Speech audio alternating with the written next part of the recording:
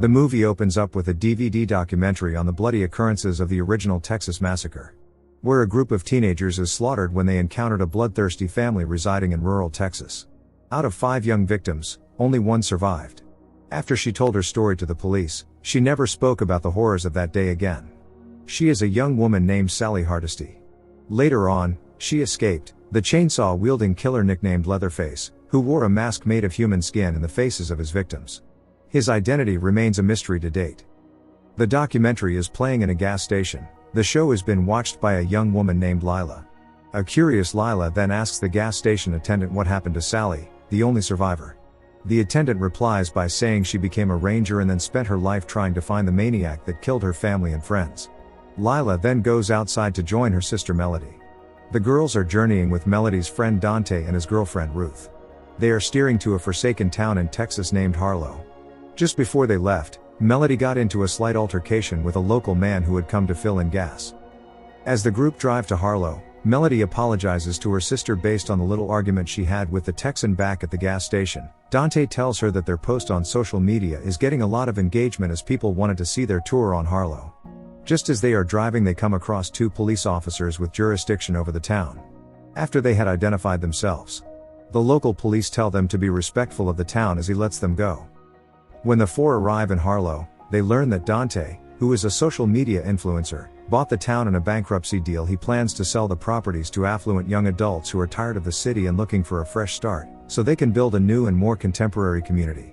The group explored the town as they fantasized about what their dream community will look like. But Lila wasn't feeling it as she had left all her old friends behind. Just then they see the Texan that had a little argument with Mel. They find out that he is the contractor in charge of repairing the buildings and preparing them for the auction. The Texan introduced himself as Richter. Just then, Lila finds a communist flag in one of the houses, and she alerts the others, as Dante quickly hurries inside the house, in a bid to take down the flag, before the investors arrive for the auction.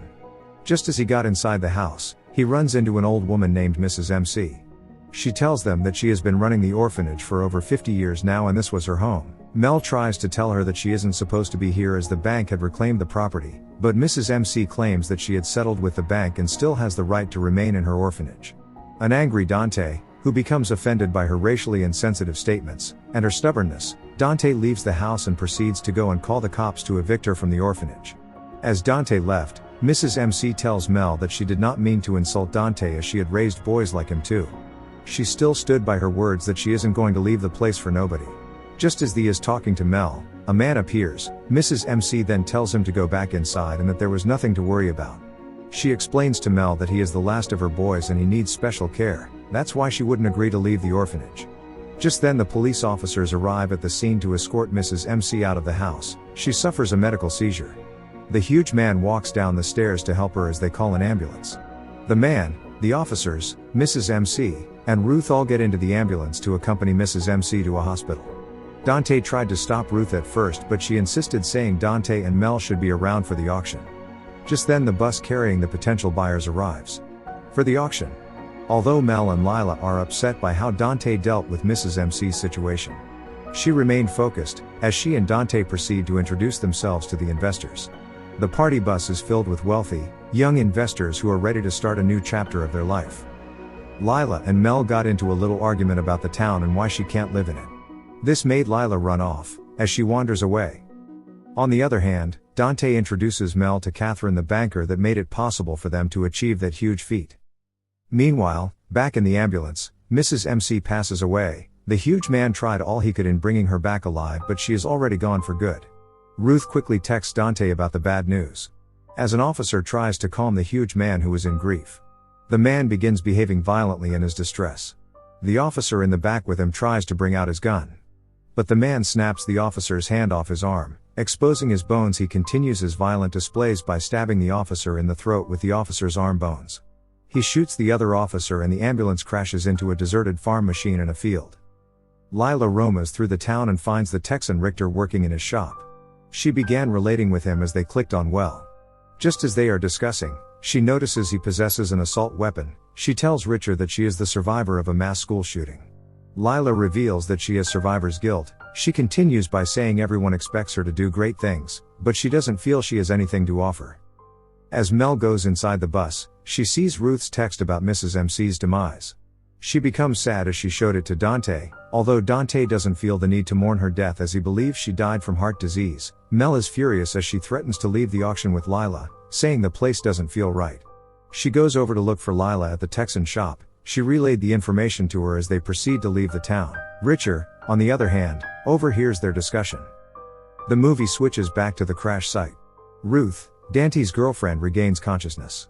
She looks through the ambulance side mirror and then finds out that the large man is scraping the face of Mrs. MC's body, so he could wear it on his face. This huge man is revealed to be Leatherface. She quickly radios the police and tries to seek help, but the only person who hears her is the gas station attendant. One of the officers began making noise, so Leatherface appears and finishes him off by smashing his head with Mrs. MC's oxygen tank.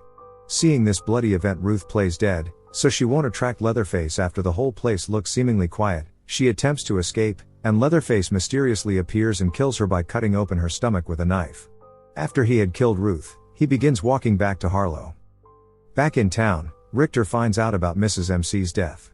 He goes over to confront Dante. He takes the keys to Dante's car and the party bus, saying he will only bring them back if Dante can prove he is the rightful owner of Mrs. MC's house. Dante looks through his files and can't find the deed. He noticed that he might have left the file back at Austin. Mel, now resentful that they may have treated Mrs. MC unfairly and killed her, insists they look through her house to see if she kept the deed as she had claimed. Meanwhile, the gas station attendant calls his old friend Sally Hardesty, the only survivor during his time. Sally got hold of the information on Leatherface's return. She grabs her weapons and begins driving to Harlow, to face Leatherface. Dante and Mel arrive at the orphanage to search if they will find the deeds.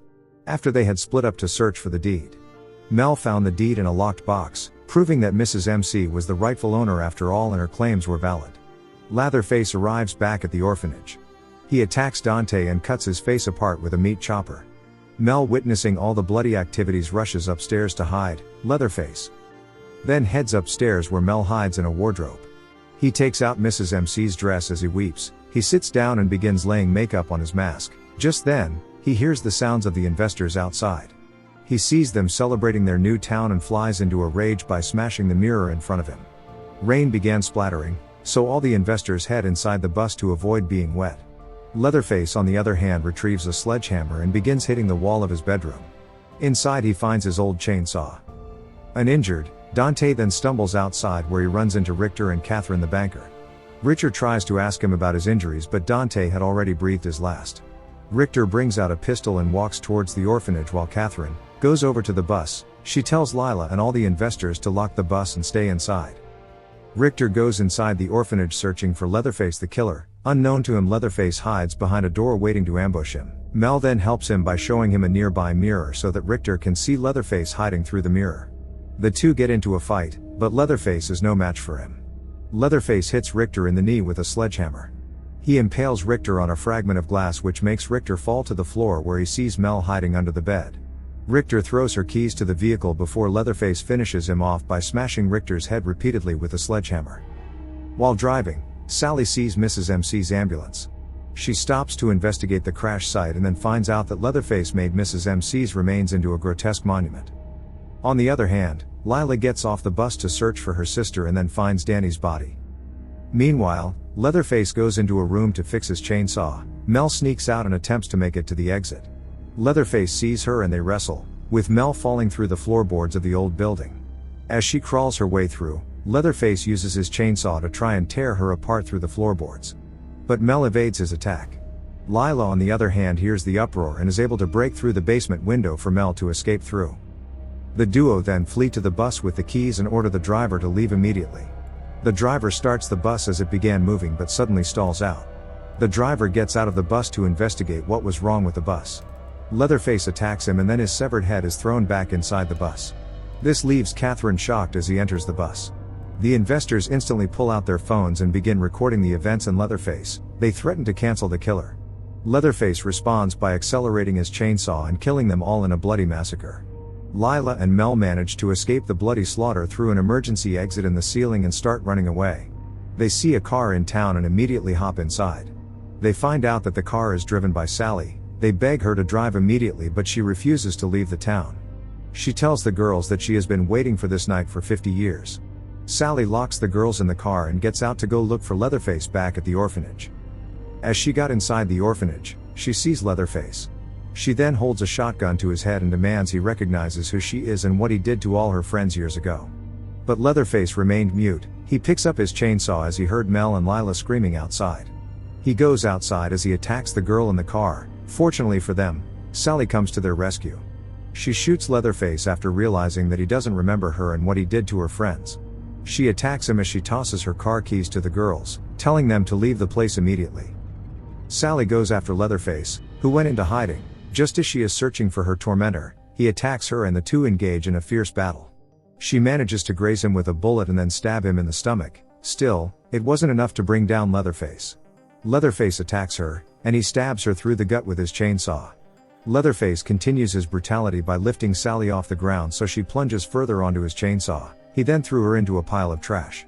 Mel on the hand tries to be a hero by running Leatherface with the car, but Leatherface throws his chainsaw as he dodges, which results in Mel crashing. Mel is impaled and unable to escape. She yells at Lila to run away. After Lila had taken to her heels, Leatherface approaches Mel. Although she apologizes to him about what happened to Mrs. MC, he turned deaf ears and proceeds to attack him. Surprisingly, Lila returns with an assault rifle but then finds out it isn't loaded.